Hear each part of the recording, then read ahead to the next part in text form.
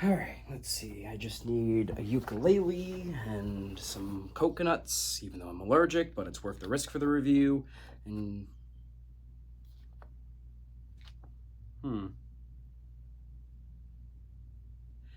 You know something? I want to try a more formal review. It's been almost 3 years of this channel, and while I have very in-depth reviews, it took me nearly 3 years to post a video about gags or weird side characters that ironically all look like me. The video, of course, being the top 10 Out of This Dimension games of 2022. It's performed decently, albeit the subject matter I'm sure played a hand in that, and a lot of feedback leaves me satisfied knowing that I still maintain that in-depth and fair look despite cutting out the more comedic aspects of a typical Game Dimension video. And you know, I want to do it again. It's not that I don't enjoy being visited by folks that make me feel better about myself as a person in comparison to them, it's just that in between this, I want to keep experimenting with my content flow and keep things varied. Plus, so many games that I'm excited about this year are coming in at a rapid-fire pace to the point where I don't feel confident giving them the old Game Dimension flair in a reasonable time frame. So this is also a way for me to keep myself sharp in regards to reviewing, and also find possibly shorter ways to look at games I am genuinely passionate about and what I think of them. And I can't think of a better game to start this change of pace and content with than the current topic. A game that encourages you to take in the simpler things in life and enjoy anything and everything at your own pace. Tchia. Releasing on March 21st for PC through Epic Games Store, PlayStation 4, and PlayStation 5, Tchia is an adventure game developed by Awaceb and published by Kepler Interactive that has you exploring islands inspired by the Pacific nation New Caledonia in a gameplay style that's been commonly referred to as a mixture of Breath of the Wild and Mario Odyssey, and matched with a story that has strong themes of family, bonds that we make in life, our sense of adventure, and taking pride in our roots wherever we go. Upon release, the game has received very positive reviews, with critics citing the story, graphics, variety of things to do, music, and general gameplay mechanics like traversal and soul jumping. Where things tend to get a bit more mixed and negative can be in the quality of some of the side tasks you can do, minor bugs and glitches, and also the repetitiveness of combat objectives. But even then, many reviews I've stumbled upon seem to agree that these negatives are minor in the grander scope, and will be forgotten amidst the heart and innovation Tchia brings to the table, which is more than exciting to hear and has me thrilled to find out the ins and outs of this world. I have been following Tchia for a very, very long time. It has appeared in several PlayStation and indie showcases, and even got a spot at the Game Awards last year, which was so cool to see. And since the first time I saw that ukulele playing heroine sail into a beautiful sunset-fueled sea, I fell in love and knew that this game was for me, and I counted down the days to release with excitement. So much excitement that I kind of managed to get the game a bit early. That's right, ladies and gentlemen, a change of pace is not the only reason this video is a lot more formal. Thanks to the wonderful people at Awaceb, Kepler Interactive, and a dear acquaintance I've gotten to know for the last few months in Kimchica, I managed to get a key a day or two before release and have been playing it since for my community on stream and for this video's review purpose. So thank you to everyone involved for this wonderful and honoring opportunity. Since this is my first ever key for content creation purposes, I kind of figured for now I would slice out the shenanigans and keep my in-depth and fair analysis review style that many of you love, just so I don't scare any other developers away that might be interested for the time being. Rest assured though, I'm going to give you guys my honest thoughts with every bit of footage that I have from streams and recordings on my own time, so you can see what I'm talking about and judge it for yourself along with what I'm saying. With that being said though, is this game worth soul jumping into, or is there trouble in a tropical paradise? Get ready for a cozy island adventure, ladies and gentlemen. This is Tchia.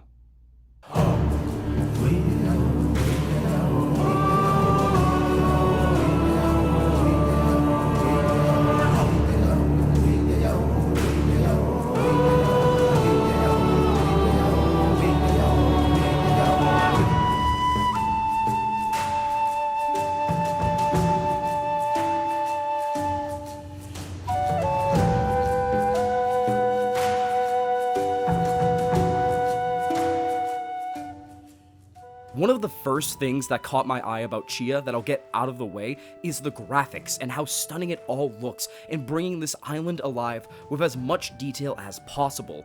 If it already wasn't clear from the extremely cute and wholesome slideshow you get from the developers explaining New Caledonia and their roots, you can definitely tell by just simply walking around. Vibrant shades of green, blue, and yellow all light up the islands during the day as the sun beats down on you in your trek through a jungle. Villages come alive with food stands and groups of people visibly laughing and dancing, and even little marshes stand out with glistening mud and light pools of reflective water. Don't even get me started on the open waters and the reefs teeming with aquatic life. I am a sucker for gorgeous ocean scenery, and Tchia takes pride in oceanic habitats just as much as its land. The game is not the most boundary-breaking in regards to graphics, but it doesn't need to be. The development team fine-tuned such a simplistic style and usage of color palettes into something so impressive that it still keeps up with the big guns in its own beautiful way. It really does feel like your first steps in Breath of the Wild when you reach the top of a mountain for the first time and get to pan the camera across the islands and see every detail of the glistening water, animals and birds moving to and fro, and even the slight tease of a stamina fruit or bracelet shimmering in the distance begging to be explored. Even during the night, which just comes alive with gorgeous shots of the sky bedazzled by stars and the soft glow of nebulas in the cosmos. The graphical style genuinely impressed me with how beautiful the island felt in the contrasting nature of exuberant and constantly moving daytime compared to the serene but still inviting night. It really made me appreciate the simple moments of just taking in the world around me in between side objectives and story beats with very few pop-ins and no noticeable slowdowns while playing on my PlayStation 5. Adding to the idea of fine-tuning not just on a visual front, but on a simple technical front. Even the wildlife and people of this world have a simple yet effective design that gives off such an array of emotions and visual cues in a unique way between simplistic facial features and even movements that draw a positive comparison to stuffed dolls. It feels friendly and welcoming. This is also punctuated by the really amazing customization between tribal tattoos, hairstyles, and outfits for Tchia herself that you can find scattered around mono camps, and even finding a new ukulele customization felt rewarding and was visually cute. It was such a genuine treat to find something around every corner that visually took my breath away or just even made me smile. The same can be said for the music, which had me smiling, humming, and feeling the rhythm with every song. Music plays a very important part in the story, which we'll get to soon enough. But just on its own, the music makes great usage of ukuleles, drums, dry leaves, and even vocals from New Caledonian local artists to bring so much atmosphere to an already gorgeous game. Most of the time, it's very simple ukulele tuning as you explore the world, and it's all rhythmic chords that kept me humming and swaying side to side as the water lapped against the shore. But the more grand in comparison vocals of some of the songs, including a lovely vocal melody during the title drop, feel right at home in the cozy department while still spicing up the soundtrack.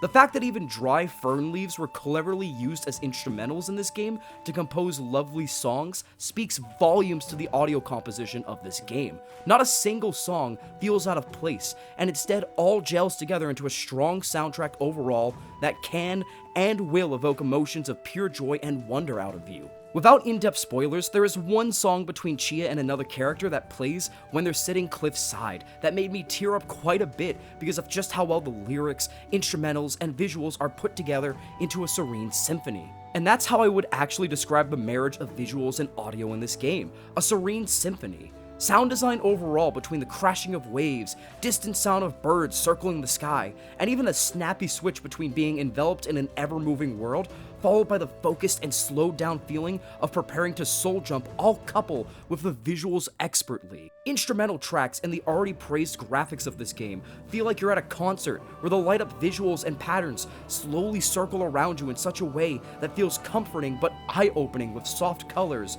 adding so much love to an already passionate world built by Awaceb that's punctuated even more by lyrical songs. These feel like their own music videos and bring everything I love about the visuals and musical style full circle. Tchia doesn't have to break any boundaries or even stress about reinventing the wheel. It just has to exist in the moment.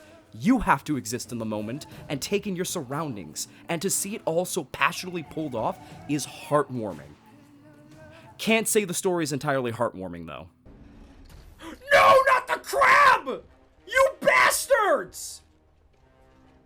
What is wrong with you? Okay, to be more precise, it has moments that took me aback for a second, but overall, the story is pretty heartwarming. As mentioned a while ago, Tchia plays around with themes of family, a sense of adventure, and the bonds you create, to name a few. And in the 6 to 8 hours you'll take to beat the main story, it does a very exceptional job as we go on a quest to rescue our father after being taken away, with the aid of our strange new power called soul jumping, which allows us to take possession of animals and objects alike, like Cappy does in Mario Odyssey. I will say, without too many spoilers, the main overarching story felt a tad bit rushed for my liking. It still is a decently told story, I just felt like an hour or two more in the last half of the game could have been used to flesh out the really cool aspects the team wanted to showcase, because I had to blink once or twice when a bombshell gets dropped on a mysterious character and event where I felt like there was something I was missing. But even then, the main story still has some great storytelling in the first half that brought smiles, watery eyes, and shock at what I witnessed to my face, sometimes all at once. But again, where Tchia shines the most in its storytelling that gives the overall plot good time to shine is, say it with me now, the moment-to-moment beats. Tchia lets its thematics and character development shine through the best when it's just Tchia meeting new tribe leaders or fellow adolescents and kids on her way to save Dad. They aren't just people she meets to unlock the next objective or find the next item, but friends and acquaintances she enjoys being in the company of and will always come back to by the end of the story, and you'll enjoy every second of it because of how satisfying it is. From bonding with a family friend at the beginning of the game, to the tutorial section letting you witness the family bond with her father, and the extremely cute and awkward friendships between her and two kids, Tchia has this lovable personality and wonder about everything that makes you appreciate the story and characters she's risking everything to save. And it's all knit together not just by everything I mentioned earlier, but a bigger piece that I mentioned several times that makes Tchia a gem: the culture infused into the game. Again, the developers have such a clear love for their roots, and it helps the storytelling feel magnificent with scenes of love, mythological wonder, and triumph thanks to the interwoven visual choices and audio. The musical numbers I mentioned earlier would not feel as impactful if you didn't get a feel for the island culture and the way it plays into every theme of the plot and vice versa. They coexist and feed off each other to provide such a cohesive and fully explorable experience that made me feel like I was a part of this ever-growing family. It made me feel at peace and itching for more all at once. Well, other than the aforementioned shocking moments that made the story a tad bit darker than I actually expected to be, which is impressive to keep a balance of with something like this. So, a bravo for the team for making me feel wonderfully warm feelings 1 second, followed by nervous laughter after I watch a little girl behead a chicken and tell me to take a picture of her next to it. Bottom line is that the story is magnificent, and while I seriously do wish the overall main story had some more time to cook, the culture and oneness you feel with every NPC in between massive story beats, the love for family roots, and a never-ending horizons worth of adventures is palpable and more than makes up for it, and still had me enthralled with every interactive minigame and quest weaving in and out of the treetops. Yes, with that in mind, it's finally time to talk about the gameplay, which normally doesn't take me this long to talk about in a normal beat-by-beat video, but there is a reason for that outside of just finding the right way to tackle how to manage this review. It's because Awaceb implanted something that I never thought I'd see in a game like this. They let you skip gameplay sequences if you want. Not just cutscenes, whole gameplay sequences and minigames at times. And honestly, while I can see why one doesn't like this decision from a gameplay perspective, considering the idea of one skipping almost everything important to playing a game is possible, the reasonable side of me knows that that's not the intention, nor something any reasonable gamer would do, and it's all just an accessibility and choice move. And with that in mind, it's something that I really think is smart, well-placed, and makes me appreciate everything else I talked about earlier and the overall feeling of traversal. If you're gonna make something like the skip button that either lets the gameplay sequence play itself or skip it entirely, you have to be extremely positive everything else will hold up on its own and in sequence with the actual gameplay. And sure enough, it does. I'll go over every minigame and gameplay segment in a second, obviously, but referencing back to the musical numbers, you may have noticed that they're rhythm games, but if you choose to simply let the songs play themselves out, it still plays like a regular cutscene with lyrics and great visuals that make you appreciate the story and technical aspects watching it just as much as you would playing it. And even if you choose to partake in the gameplay segments, you're not punished for not getting it right away or at all down the road. You're just allowed to simply experience it. They make it a point in several tutorials to say don't sweat it. You won't have to do it over if you aren't the greatest. Just have fun and you'll get the hang of it as you experience it more, and let you tackle things like ukulele, rock stacking, and so on at your own pace, empowering the idea of just enjoying each moment, whether it's the story or gameplay beats, instead of awaiting the end or striving for perfection. If you aren't a quick and rhythmic person, or you just don't have the depth perception or patience to get the hang of rock stacking, don't let it burn you out on your enjoyment of the game and move on. I really try to tackle everything in a game, even outside of reviews and streams, and personally didn't use this feature for review purposes and my own personal choice. But the fact this is an option for anyone that doesn't like a certain part, is more of a story-based and simpler exploration player, or just wants that for accessibility purposes, is applaudable, and makes the fact that it doesn't take away from other aspects like the plot, music, visuals, or exploring the island at your own stride, standing ovation worthy. It is goddamn impressive. What else is impressive is the overall exploration of this game. The game is so expansive, and you can literally find something new to crawl or dive into around every corner. Small caves, little pools and lakes that have underwater tunnels that lead somewhere else. Even the underwater exploration can lead to sunken ships, and it is all at the palm of your hand. It all feels pretty fluid to control, from hang gliding, sailing on your raft, walking, and even catapulting from tree to tree. The hang gliding is smooth, and while it does rely on stamina, you can simply back out of it for a second and keep moving forward while falling before you open your glider again, which is always fun to experiment with along the regular pace you get hang gliding anyways.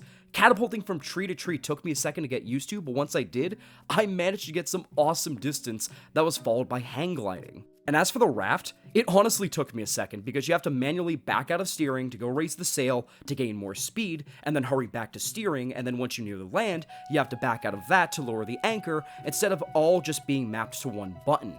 But once I got the hang of it, sailing was nothing more than a breeze in the ocean.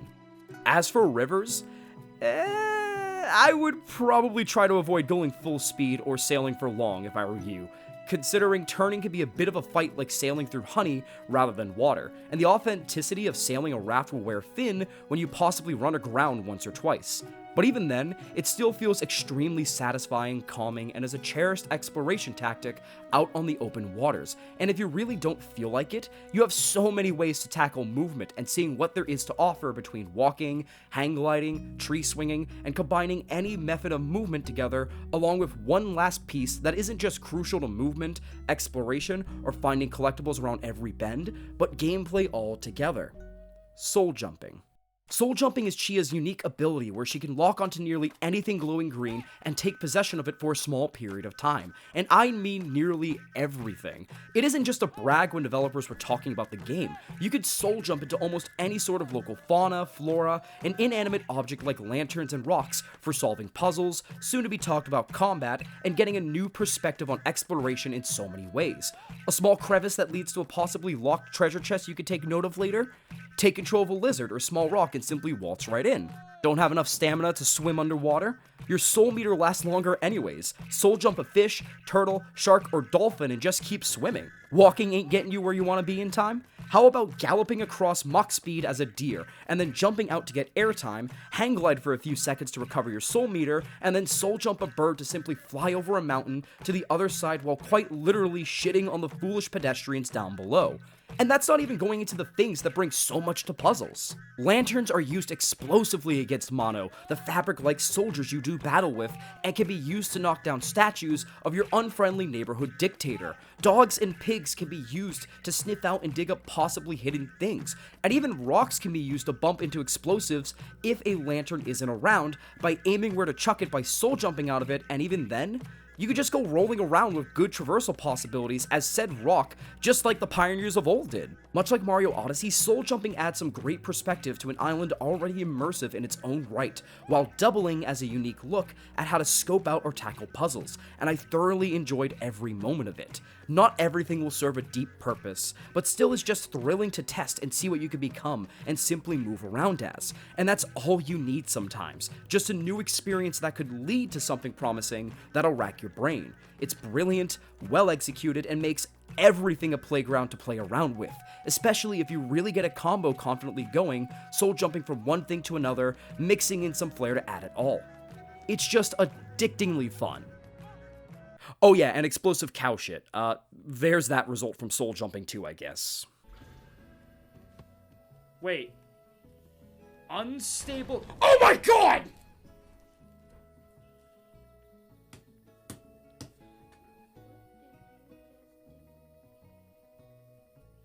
Now, of course, let's say you don't want to traverse halfway across the island for what you need to soul jump into for a puzzle or movement purposes. That's where Tchia cleverly has that covered with 2 methods that pretty much remove any worry of backtracking that ruins your fun. Ukulele songs, and more importantly, a Mary Poppins backpack that you could fit anything into, that also showcases Tchia's surprising strength. Don't believe me?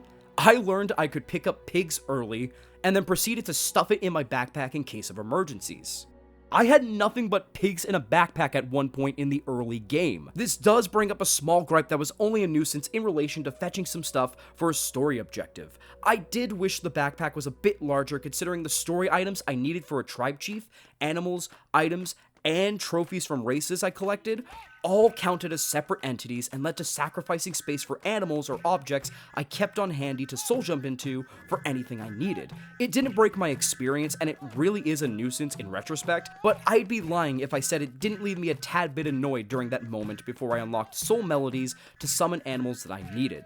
And no, this is not just because I'm salty I had to let go of my tribe of pigs, so stop asking. Speaking of soul melodies, music once again plays a very pivotal role in the game, as your handy dandy ukulele can be used to change the time of day, summon animals for you to soul jump into, and other wonderful feats like weather changing. These can be unlocked by rock stacking, and are all just dandy little melodies that you can play for the hell of it and actually impact your playthrough.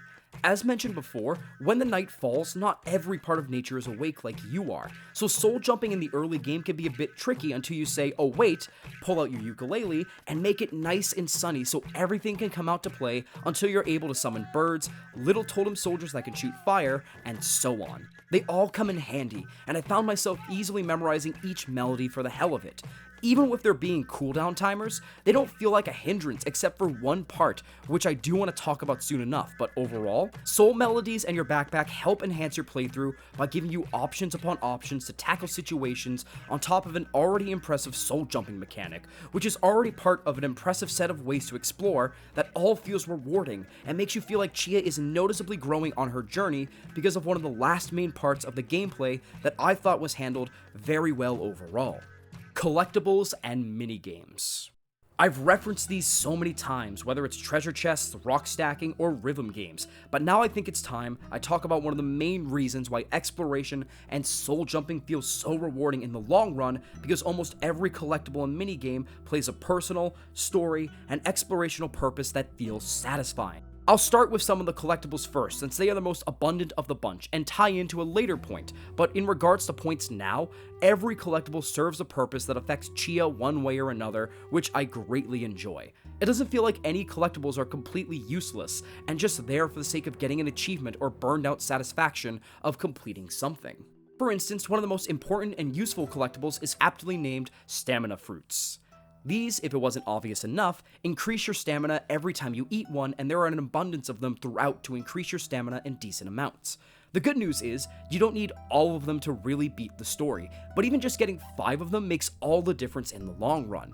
Again, they are the most useful of the collectibles and feel like a reward stumbling upon them, whether it's the top of a mountain, hidden in a cliff, or simply hidden amongst the trees, taking advantage of challenging you and your current stamina bar, or just simply being an easy find depending on how you tackle getting there.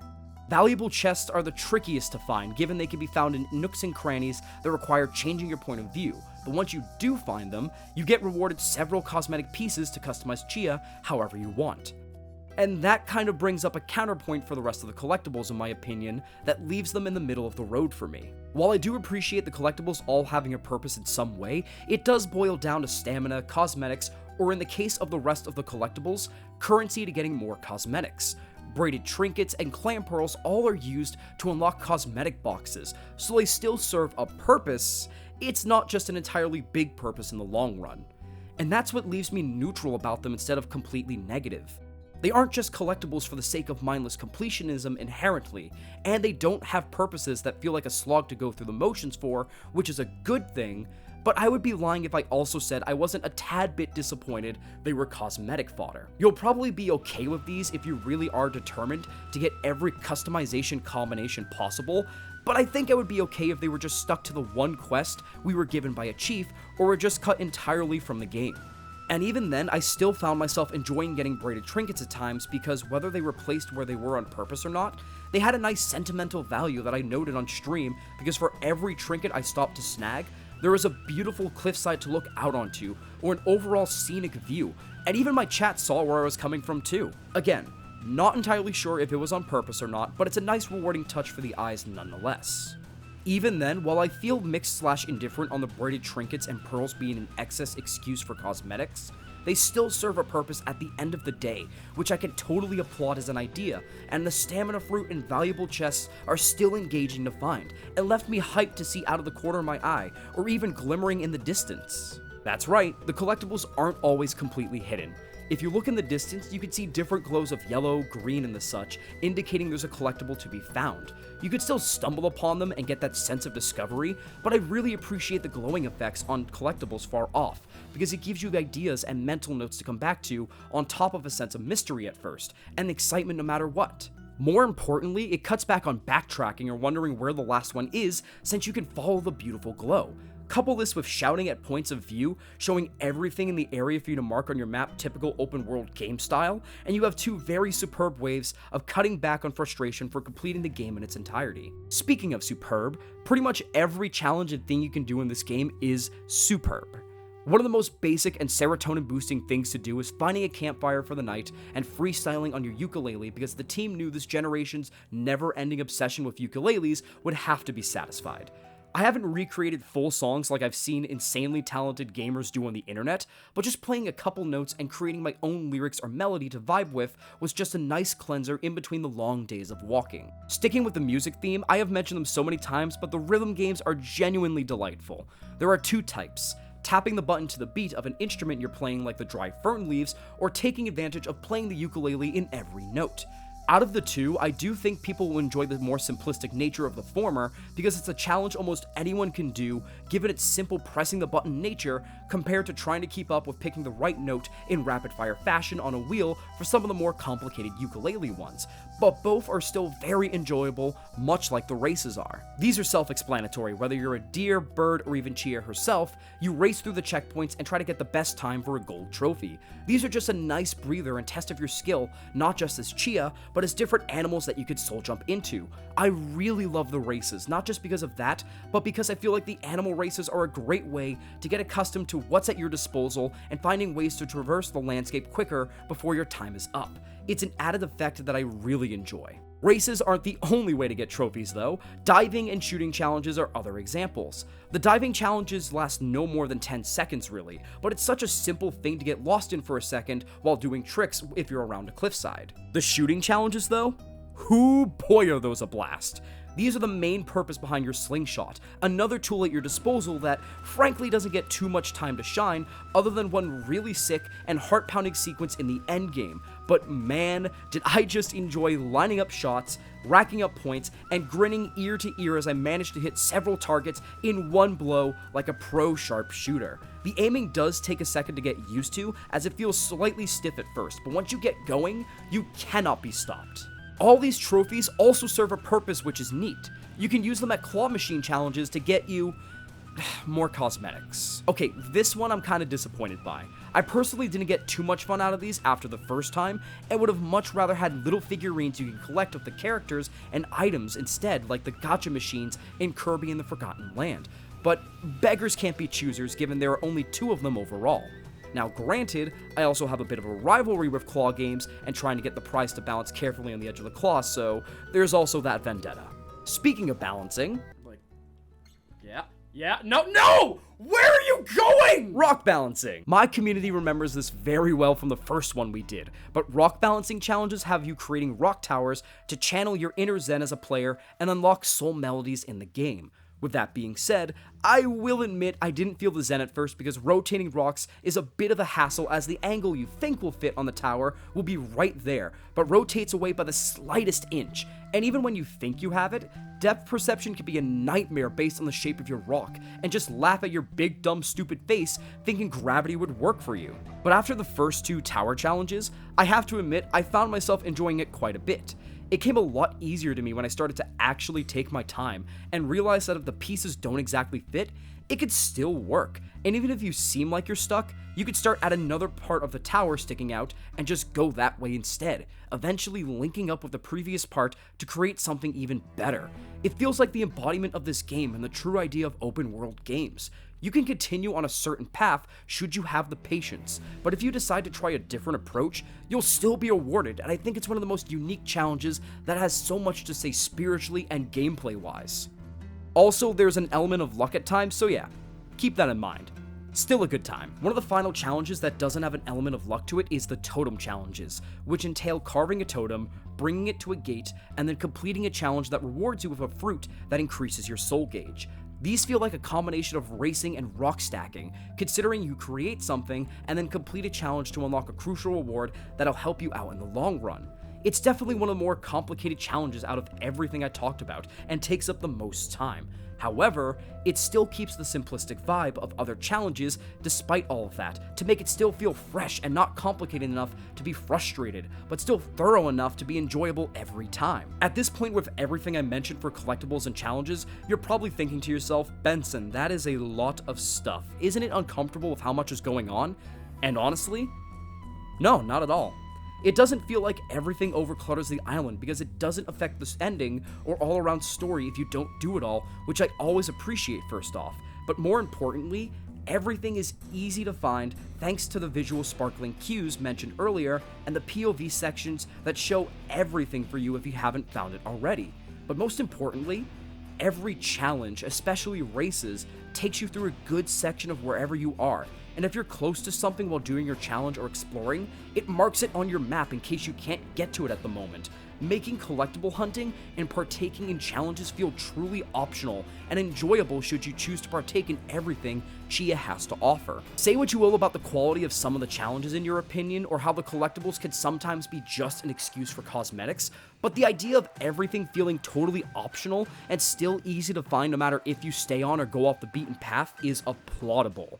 It feels like there is something around every corner, and if you want to come back to it later in the case of challenges, you can now find it on your map. It adds to my praise of exploration and the fun of tackling this game however you want, without any repercussions because of how everything is quite literally at the palm of your hand around every bend, and makes how you view and enjoy what the island has to offer up to you and what you want to prioritize. It's still quite a lot to find and do, and while I do still feel indifferent to some things and wouldn't be upset if they were originally scrapped entirely, it doesn't feel forced and will always just be there whenever you want to go there. It is your adventure after all, and there's no side quests or main story points that force you into doing it all. They're just fun challenges and neat trinkets to find. It also helps that when you look at the map, you'll see how many collectibles and challenges there are entirely, and I appreciate how the developers seem to have prioritized some collectibles and challenges being more frequent than others, instead of just throwing everything to the wall.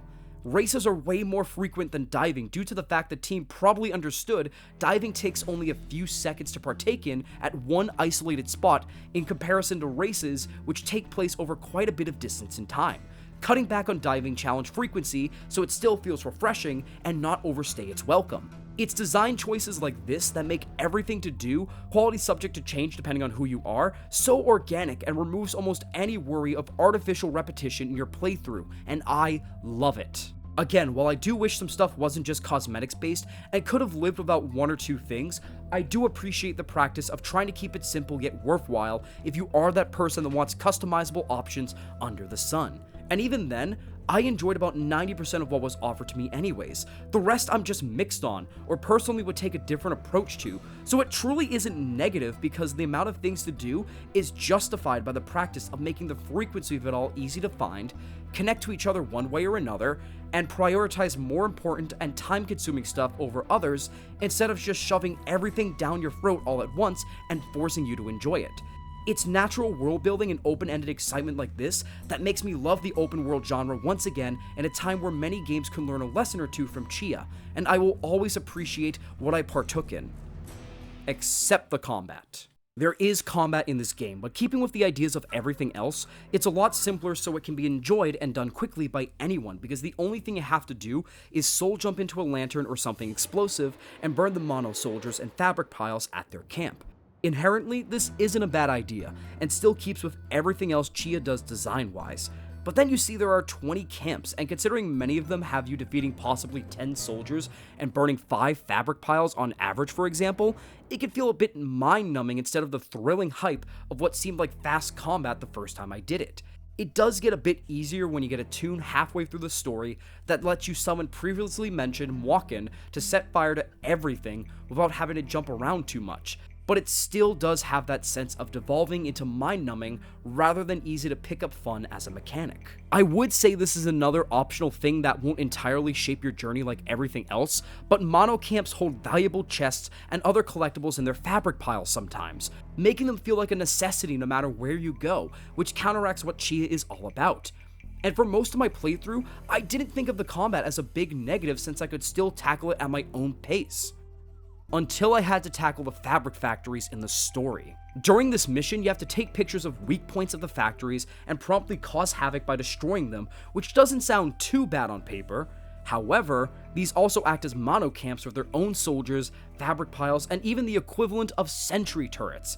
And there are a lot. Like, an uncomfortable amount. The factories are massive, and even attempting to take pictures warrants some form of sentries and soldiers to take notice of you, meaning you will have to engage in combat at some point whether you like it or not. It really wouldn't be the worst thing though, except the repetition of combat reaches its peak here, as flammable objects and explosives are scattered far away from each other to the point that you have to play keep away or chase them into a trap. Except for the sentries that you have to go to yourself and take out from any angle you can hope for. But you're probably thinking them walk-in would come in handy here, correct? They would.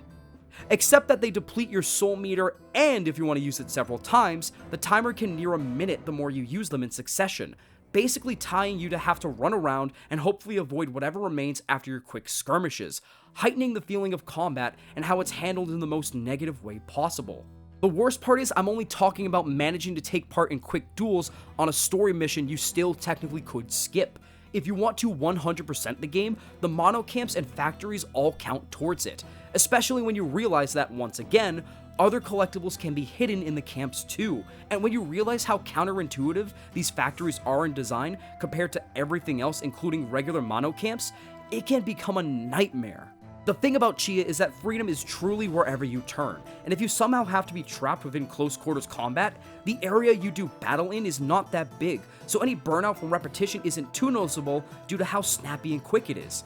The factories go against this by being massive areas that harbor so much that it'll take way more time than anything else in the game to actually complete them if you want to take part in it, making you feel pretty much trapped instead of free when you have to go back and forth between flammables, weave in and out from sentries and a soldier that turned the corner when you thought you were clear, and so on.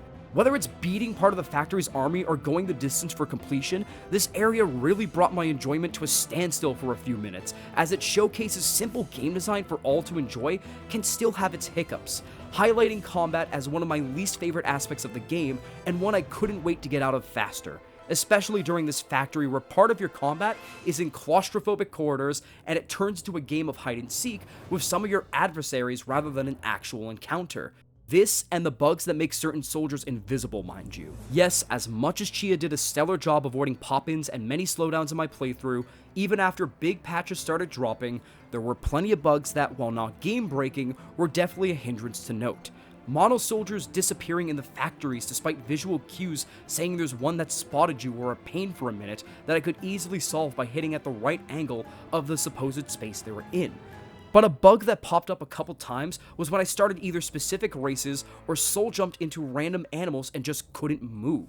My first one I noticed was during my first hour or so when I started a race as a deer, and after a couple tries, realized it was glitched and I couldn't actually take part in it. meaning I had to forcibly walk away for a while, and even then, soul jumping into random animals, particularly birds in instances, yielded the same fate in an untraceable pattern.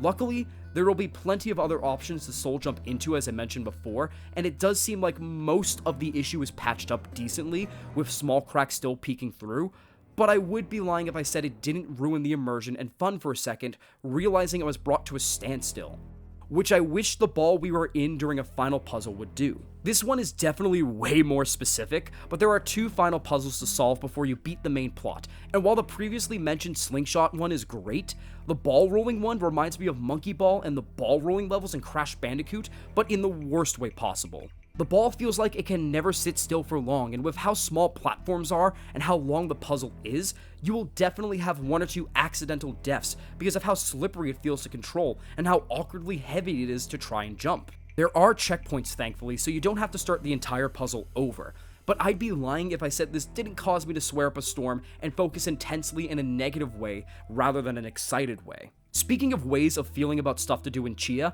I didn't know where to put this one, but blowing up Miyavora statues is just sort of there. You don't really get a reward for doing it other than the satisfaction of fighting the power, so I guess that's a positive in my book, even if it's just something that exists.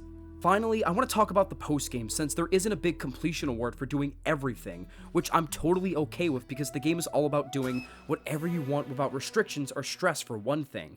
And I'd also feel pretty annoyed and more negatively about a lot of collectibles tying to cosmetics if they tied to a completion award that either felt jarring or was all around a silly cosmetic award that we really didn't need given the game centers around it.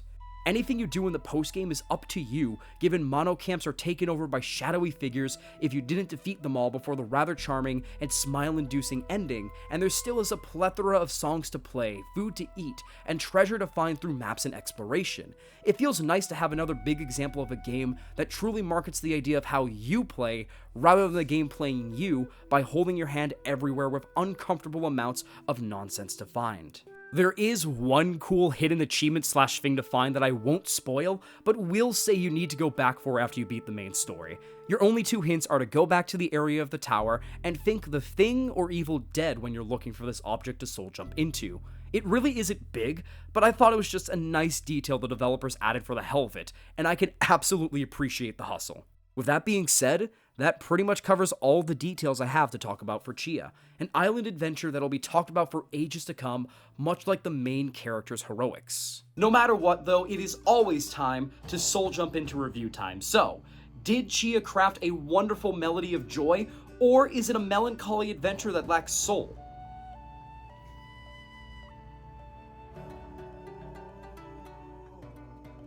I find myself saying this again not even halfway through the year, but unless something changes, this game is another solidified entry into the top 10 games of 2023 that I am hopelessly addicted to. While I do have gripes with the bugs and the way combat feels like a repetitive afterthought and may feel like the overarching story could use a bit more time to cook and feel rather indifferent to many collectibles being tied to cosmetics, it all doesn't impact the overall freedom and intrigue Tchia brings to the table as one of my overall favorite open world experiences in ages. Even though I don't feel strongly about those cosmetic collectibles, they are just a small portion of different challenges and collectibles that make up your journey in a game that really does encourage you to tackle it your way, a feat that is bragged by many studios but is rarely pulled off like this. So if you really love the cosmetics approach, then hey, have I got news for you, because if you want that to be your main focus and freedom of how you play, go for it. And even then, by God, is everything else just a marvel that stands and even excels over some AAA games in its own right that everyone involved should be proud of. From the technicalities of visuals and audio designs, to the way collectibles and challenges are scattered frequently in smart ways that connect to more things to find naturally and to avoid bloating of the core experience, to the moment-by-moment points in the story that have wonderful payoff, all the way to the multitude of choices and soul jumping, puzzle solving, exploration, and gameplay experiences, Tchia truly feels like a game about freedom that doesn't just tap into the pure joy of gaming, but the pure joy of running free in an exciting world opening up to you like we did as kids, and even like as adults for many of us now. It doesn't let its faults define it, as they are heavily outweighed by the imagination and love for the culture the developers grew up around and wanted to share with the world in a universal way that anyone can understand and enjoy. And by God, did they give us so much to enjoy. Even now, I still find myself experimenting with new ways to get the best out of my abilities and tuning my ukulele under the stars, because even when the materialistic collectibles are gone, you still can find so much to explore and enjoy through photo mode, or simply discovering a new soul jumping opportunity you didn't know was there, really making sure your spirit of adventure never dies out. It really is telling of a game's potential when one of the first moments I realized, oh, this game's gonna be special, isn't anything cool or big, but rather small moments freely discovering what I can do like this. Wait, grab?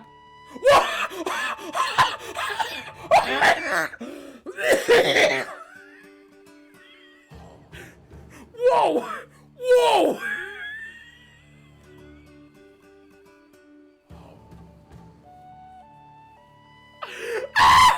And I think that's just special. And that's how I would describe Tchia as a whole. A special adventure that can keep up with its big inspirations in Breath of the Wild in its own way. And even in some of the comfier and more personal aspects, jumps ahead of it with so much soul. I want to give a big thank you once again to Jenny, Kepler Interactive, and Awaceb for trusting me with the chance to have an early look at this game and turn it into something that has lasted weeks of fun with my community at my side. And I am so excited to go back to this cozy island and see what Tchia is up to next down the road. But with that being said though, that is the end of this video. Thank you so much for tuning in, and I hope you enjoy this format, whether you're a new or longtime viewer. Before I end for the day, it wouldn't be a journey through a game dimension video if I didn't do question time. Have you played Tchia before? What do you think of it if you have? What is the last game that truly gave you a sense of freedom? And finally, if you could soul jump into anything, what would it be? It doesn't have to be anything specifically from the game. It could be anything you find fun or weird that you could possibly pull off even. Let me know in the comments down below. Be sure to like and subscribe if you liked what you saw, and the next time you guys will see me will actually be a look at a first entry in a beloved series that we've already talked about on this channel, zaniness and humor included. Again, really hope you enjoyed this more formal format. I promise it won't be every single video. It's something I might experiment with every once in a while on the channel, because much like Tchia's adventures, content creation wouldn't be as fun if we didn't switch up our perspective on how we do things, now would it? Until next time though, this is Benson from the Game Dimension, signing off. Have a good day, guys.